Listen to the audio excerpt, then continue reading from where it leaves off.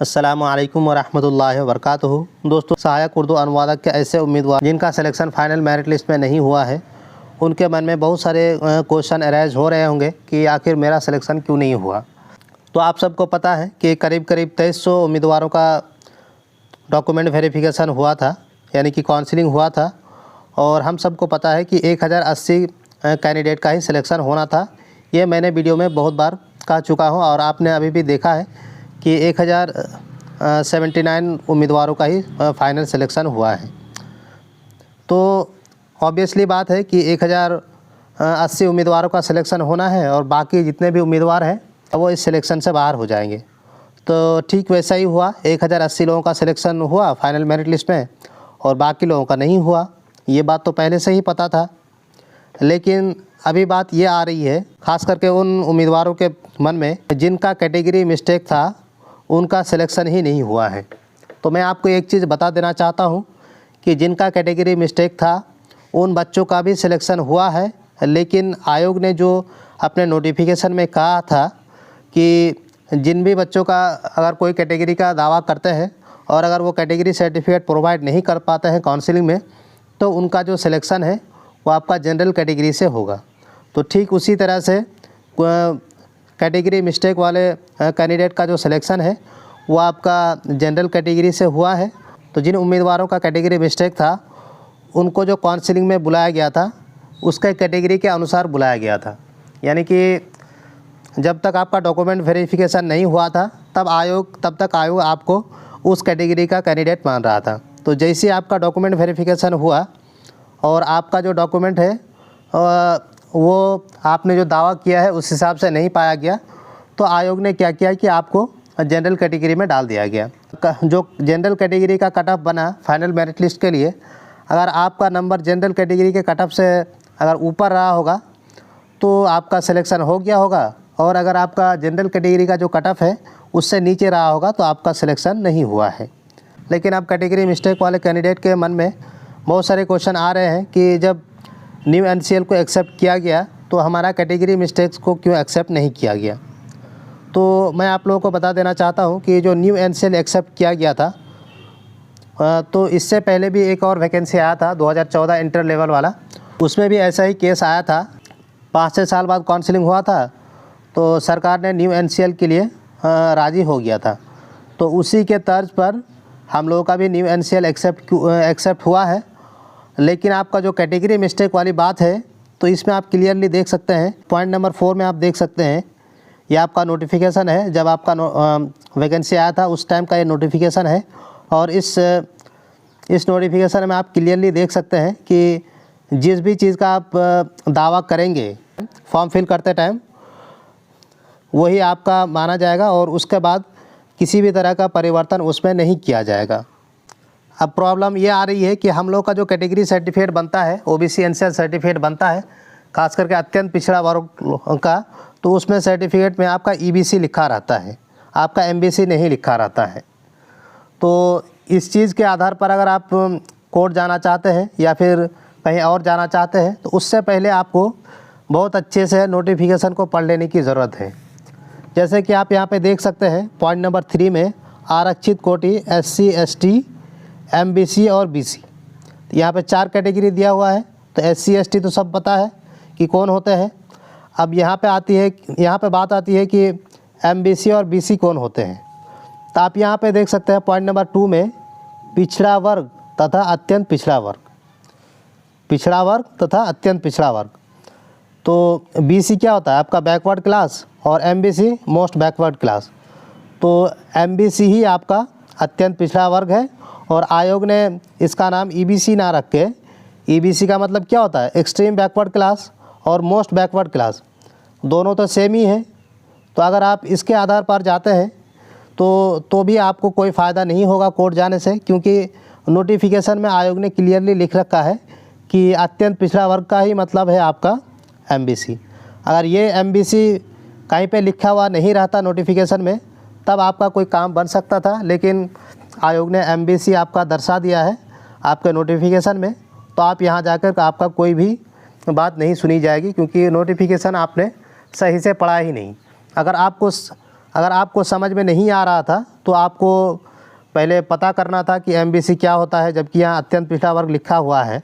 जबकि हमारा सर्टिफिकेट बनता तो अत्यंत पिछड़ा वर्ग तो लिखा रहता उसमें। तो अगर यहाँ पे अत्यंत पिछड़ा वर्ग लिख रखा है तो एमबीसी का मतलब ही है आपका अत्यंत पिछड़ा वर्ग, इसलिए आपका कोई भी बात नहीं सुनी जाएगी इस मैटर में। उसके बाद आप यहाँ पे एक पॉइंट देख सकते हैं कि यहाँ पे लिख रखा है कि आप जब एप्लीकेशन फॉर्म सबमिट करेंगे तो उससे पहले आप जो नोटिफिकेशन है उसको बहुत अच्छे से पढ़ लेंगे। जो भी आपका कहीं पे कन्फ्यूज़न है उसको क्लियर करेंगे, उसके बाद ही आप अपना जो फॉर्म है वो फिल करेंगे। एक बार आप फॉर्म जब फिल कर देंगे उसके बाद किसी भी तरह का कोई भी चीज़ परिवर्तन नहीं किया जा सकेगा आपके एप्लीकेशन फॉर्म में। तो ये चीज़ बार बार एप्लीकेशन नोटिफिकेशन में आयोग ने लिख रखा है। तो आप यहाँ पे भी देख सकते हैं कि अगर आपको एमबीसी समझ में नहीं आया था तो आपको आयोग से पूछना था, या फिर आपके जो नोटिफिकेशन है उसको क्लियरली पढ़ना था, उसको समझना था, उसके बाद ही आपको फॉर्म भरना था। तो यहाँ पे भी आप आयोग को दोषी नहीं ठहरा सकते हैं कि आपने एमबीसी क्यों दिया है, क्योंकि आयोग ने नोटिफिकेशन में सारी चीज़ लिख दिया है कि एमबीसी क्या होता है और बीसी क्या होता है। उसके बाद एक चीज़ और है, क्वेश्चन नंबर यहाँ पे पॉइंट नंबर 3 में आप देख सकते हैं, जब हम लोगों का काउंसलिंग के लिए नोटिफिकेशन आया था तो उसमें ये चीज़ लिखा हुआ था कि मात्र काउंसलिंग में बुलाए जाने के आधार पर अभ्यर्थी भविष्य में नियुक्ति का दावा नहीं कर सकता है। यानी कि एक बार आपको काउंसलिंग में बुला लिया गया तो इसका ये बिल्कुल भी ये मतलब नहीं है कि आपका सिलेक्शन हो गया। आपका सिलेक्शन फाइनल मेरिट लिस्ट निकलने के बाद फाइनली पोस्टेड हो जाएंगे, ज्वाइनिंग लेटर आपको मिल जाएगी, तभी आप कह सकते हैं कि आपका जो सिलेक्शन है वो हो चुका है। तो ये भी एविडेंस आपने देख लिया है। उसके बाद एक और एविडेंस आप यहाँ पे देख सकते हैं। यहाँ पे जब आपने फॉर्म भरा था काउंसलिंग के लिए तो उसमें देखिए यहाँ पे क्या चीज़ लिखा हुआ था। इतना इम्पॉर्टेंट पॉइंट आपको सत्यापन के लिए लिखवा लिया गया है। उसके बाद फिर आपका यहाँ पे सिग्नेचर भी ले लिया गया है। तो आप इसके ऊपर भी कोई दावा नहीं कर सकते हैं अगर आप कोर्ट जाते हैं तो। अब बात आती है कि अगर आप फाइनली अगर कोर्ट चले जाते हैं तो आपके साथ क्या होगा। अगर आप फाइनली कोर्ट जाते हैं और कोर्ट में आप केस हार जाते हैं, और जो कि आपका कोर्ट में केस हारेंगे ही हारेंगे, इसमें कोई शक नहीं है, क्योंकि एक भी पॉइंट आपका वैलिड नहीं होगा जो आप पॉइंट रेज करना चाहेंगे। तो उसके बाद क्या होगा, जब आप कोर्ट से केस हार जाएंगे तब नोटिफिकेशन में ये चीज़ लिखा हुआ है कि अगर किसी भी तरह से अगर आयोग के काम में आप बाधा डालते हैं तो उसके लिए आपका उम्मीदवारी भी रद्द की जा सकती है, और उसके साथ ही साथ दंड का भी प्रावधान है। तो इसी के मद्देनज़र देखिए, ये कुछ स्टूडेंट है, इन्होंने आयोग के ऊपर केस किया था, तो आयोग ने उनको नोटिस देकर बुलाया है और उसमें स्पष्टीकरण मांगा गया है। ये लेटर आप लोगों ने ज़रूर देखा होगा कि स्पष्टीकरण मांगा था आयोग ने कि आपने आखिर जो केस किया है तो किस आधार पे केस किया है और मैंने क्या गलती किया है, आप उस गलती को आगे हमें बताएं और उसको आप प्रूव करें। अगर आप प्रूव नहीं कर पाते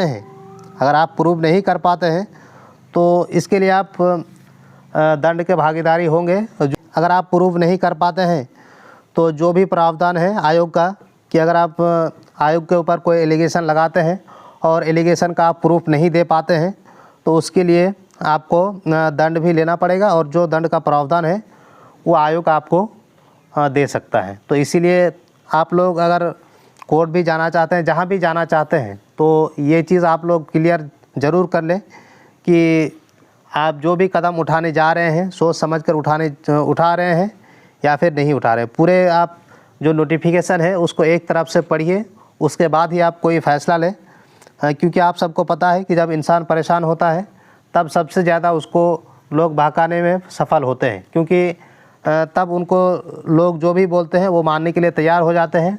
तब जो है सबसे ज़्यादा धोखाधड़ी उनके साथ होता है। तो इसीलिए मैं आप सभी लोगों से कहना चाहूँगा कि किसी भी वकील के चक्कर में ना पड़े। आप लोग खुद पढ़े लिखे हैं, आप नोटिफिकेशन को अच्छे से पढ़ें, उसके बाद ही कोई कदम उठाएं, क्योंकि वकील का काम है सिर्फ आपको फंसा कर आपका पैसा ऐंठना, क्योंकि उसी से उसकी दुकानदारी चलती है।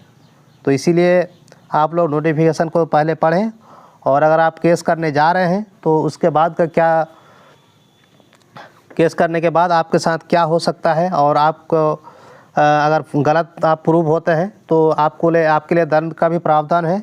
इन सारी चीज़ों को, इन सारी बातों को माइंड में लेने के बाद ही आप कोई काम करेंगे। अस्सलामु अलैकुम रहमतुल्लाहि व बरकातुहू।